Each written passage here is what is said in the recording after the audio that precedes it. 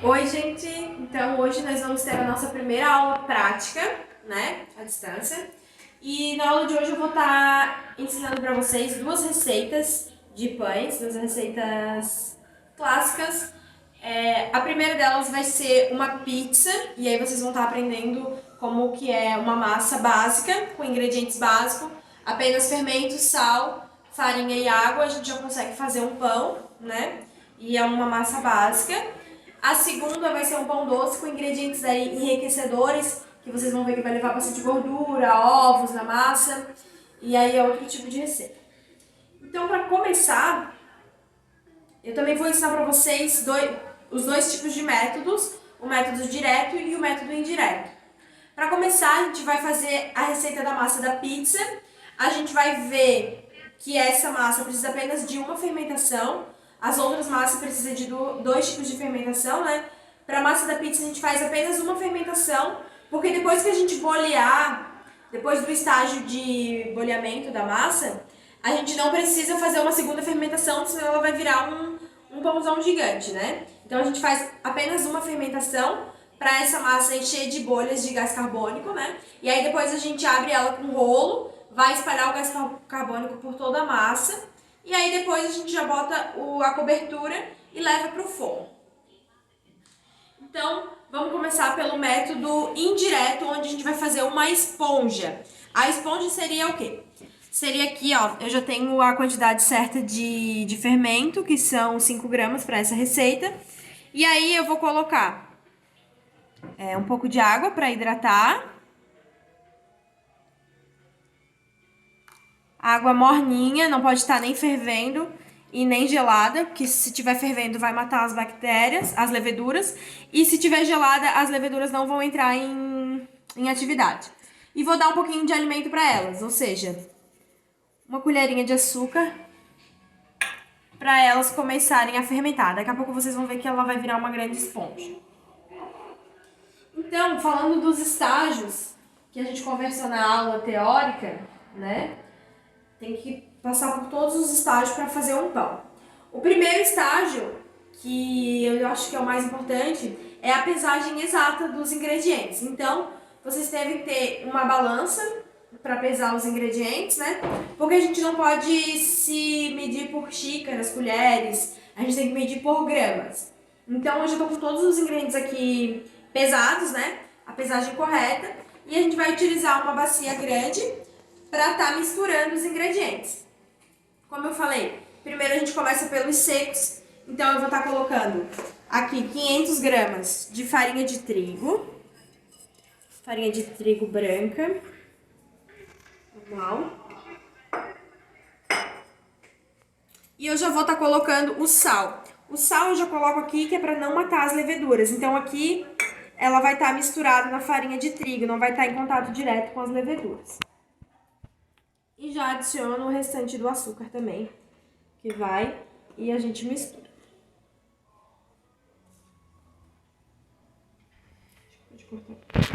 Agora que eu já misturei bem os secos, vocês podem olhar aqui que a esponja já se formou, ela começa a criar várias bolinhas, significa que as leveduras já estão em atividade. A gente pode despejar aqui. Passar bem para deixar elas todas aqui na massa, né? Vou desperdiçar. E aí agora os líquidos a gente tem que ir colocando aos poucos. Por quê? Na receita diz que tem que 275 ml de água.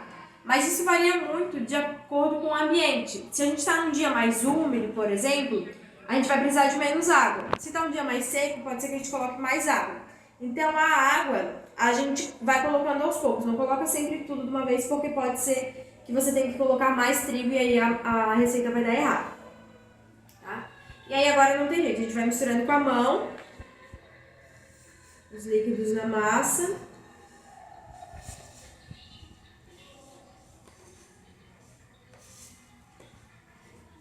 Já podemos colocar o óleo. Essa massa precisa de um pouquinho de gordura, né?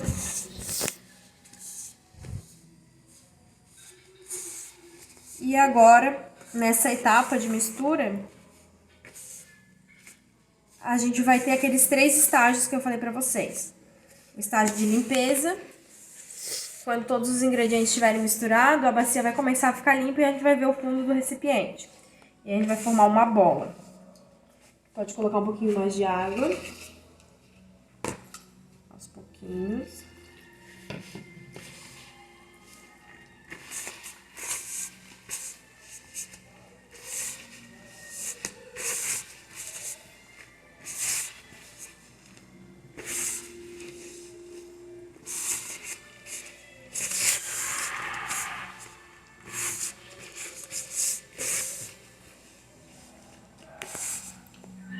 E aí a gente vai misturando bem até que todos os ingredientes estejam incorporados, para que tudo isso aqui vire uma grande bola.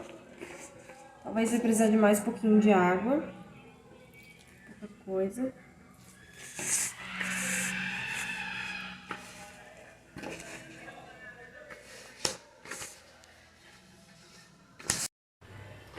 Então, como eu falei, vocês podem observar que o estágio de limpeza já está completo, que a massa já grudou todas as massas que tinham no fundo do recipiente e ela já formou uma bola.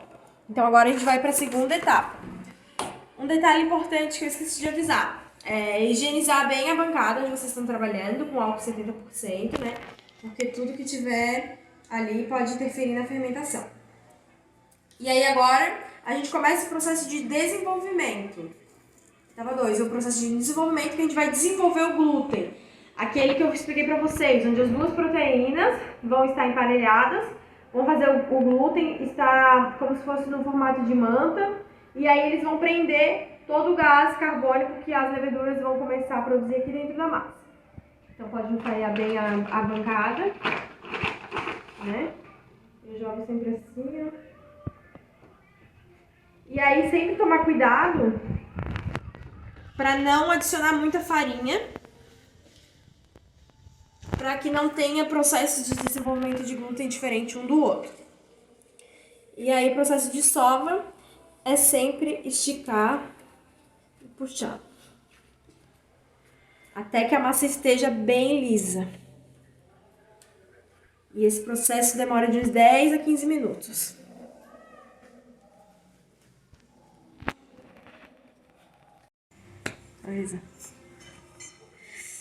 Então, pessoal, vocês podem ver que a massa agora tá bem mais fácil de trabalhar. Ela tá bem mais elástica.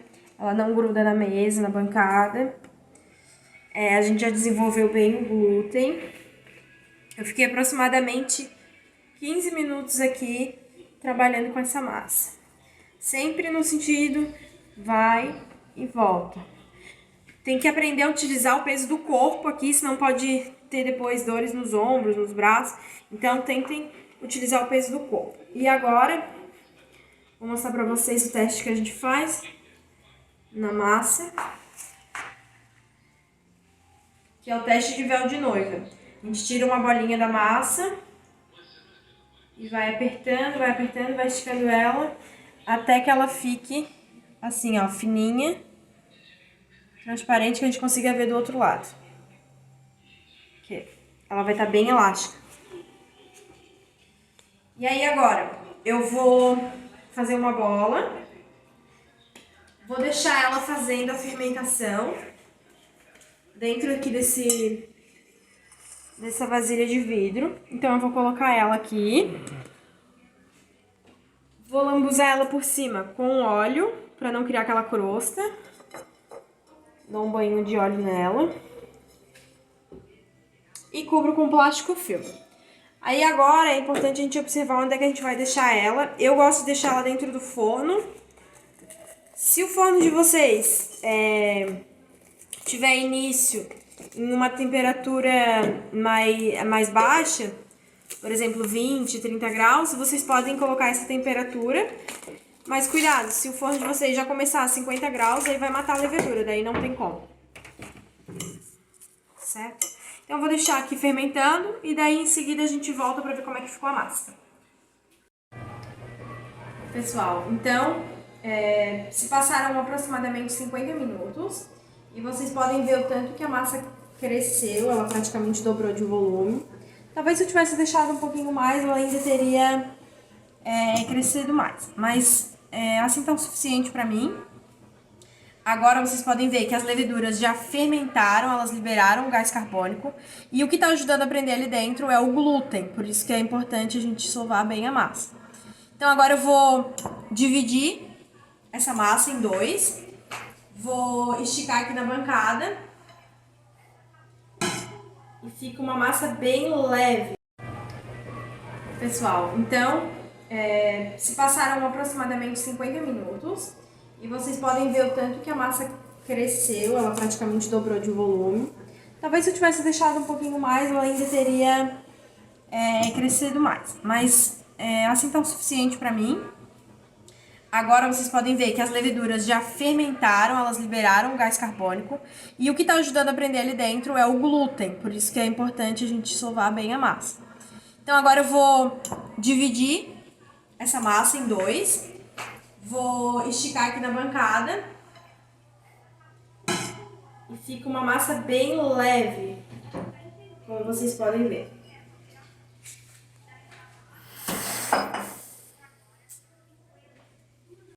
Para eu saber o tamanho, a gente sempre corta no meio, né? Faz um cilindro e corta no meio. E aí aqui eu vou fazer as duas massas. Para ficar mais ou menos para vocês visualizarem, vocês peguem o rolo e façam um X. Eu vou tentar fazer sem farinha para evitar que ela resseque, mas se precisar a gente coloca farinha aqui no cilindro e na bancada. E aí no X a gente vai abrindo em todos os gordinhos, para que ela tente ficar redonda, né? Esse grudou, certo? Como eu coloquei óleo nela, ela tende a ficar mais úmida também. Como ela vai ficar um pouquinho mais gordurosa. Para eu saber o tamanho, a gente sempre corta no meio, né? Faz um cilindro e corta no meio. E aí aqui eu vou fazer as duas massas. Para ficar mais ou menos para vocês visualizarem, vocês peguem o rolo e façam um X. Eu vou tentar fazer sem farinha para evitar que ela resseque, mas se precisar a gente coloca farinha aqui no cilindro e na bancada.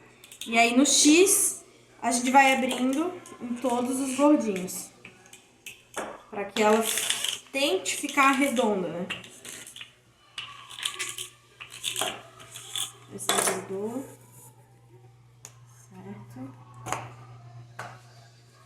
Como eu coloquei óleo nela, ela tende a ficar mais úmida também. Como eu coloquei óleo, bastante óleo na massa, né? Na hora da receita e na hora que ela tava fermentando, ela tende a ficar um pouquinho mais oleosa. E aí, pode ser que ela não grude. Ó, como vocês podem ver, ela tá bem elástica. E aí tem aquela técnica de ir jogando a massa e girando ela. Ela vai girando e ela vai se abrindo naturalmente e vai deixando uma bordinha. Aí o segredo, a gente não pode montar a pizza aqui, porque depois a gente não consegue transferir para a assadeira. Então eu indico vocês a untarem a forma e aí terminando de abrir ela já na assadeira. Para transferir a massa para uma forma, a gente dobra ela em 4. Dobra em 2, dobra em 4. E aí a minha dica é vocês utilizarem sempre farinha de fubá para untar quando for fazer um pão ou quando for fazer uma pizza, porque a farinha de fubá ela é seca e ela não tem o glúten. O amido dela é diferente. E aí ela vai deixar que o fundo da massa fique sequinho, não fique úmido. E aí a gente pega aqui a massa, colocamos aqui e agora a gente só abre.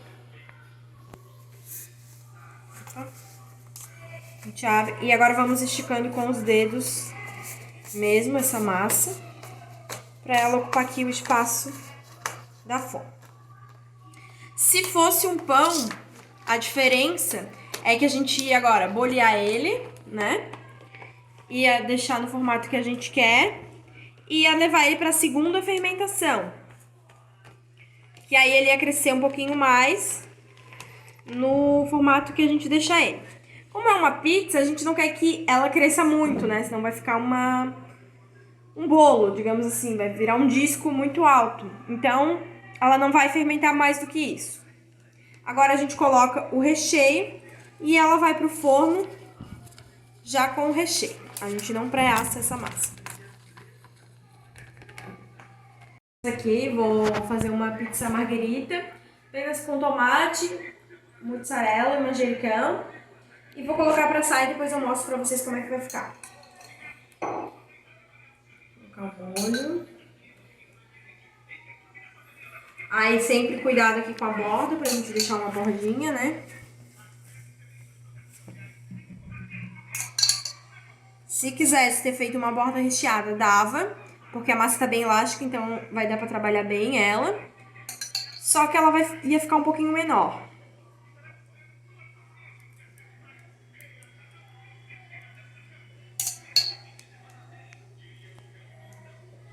Então, respeitando sempre a borda, né? Vou colocar uns tomates aí.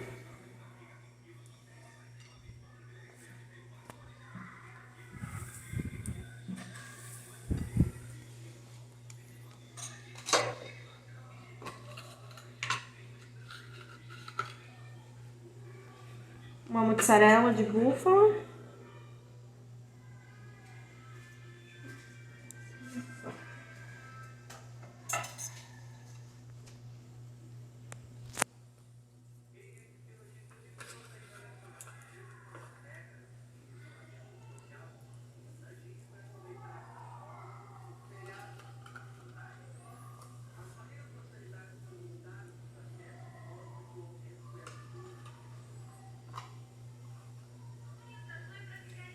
E aí vocês podem fazer com o recheio que vocês preferirem, né?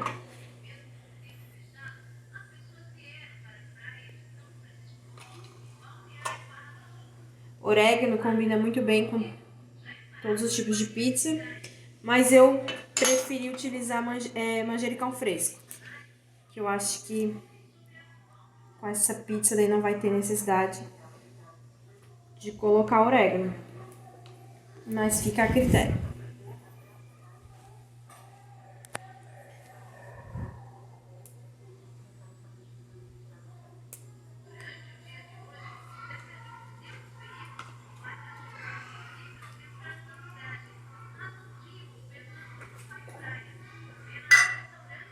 E umas azeitonas que eu acho que também combinam.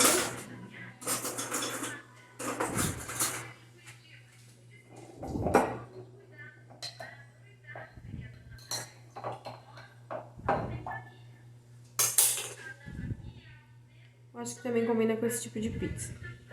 Não muito porque o pessoal aqui de casa não gosta. Então agora a pizza vai pro forno. Depois eu tiro e mostro pra vocês como é que ficou o resultado final. Então esse é o resultado final da nossa pizza. Depois de 40 minutos no forno. Eu coloquei ela com o forno frio. E aí quando ele vai chegando até os 40, 45 graus, as leveduras ainda continuam fermentando. Então serviu para dar uma estufada na borda. E aí depois eu ligo o dourador para deixar ela douradinha e crocante. E era isso que eu tinha pra falar pra vocês na aula de pizza. Em seguida eu vou estar mostrando a receita de um pão com uma massa enriquecedora, um pão doce que a gente vai estar produzindo juntos.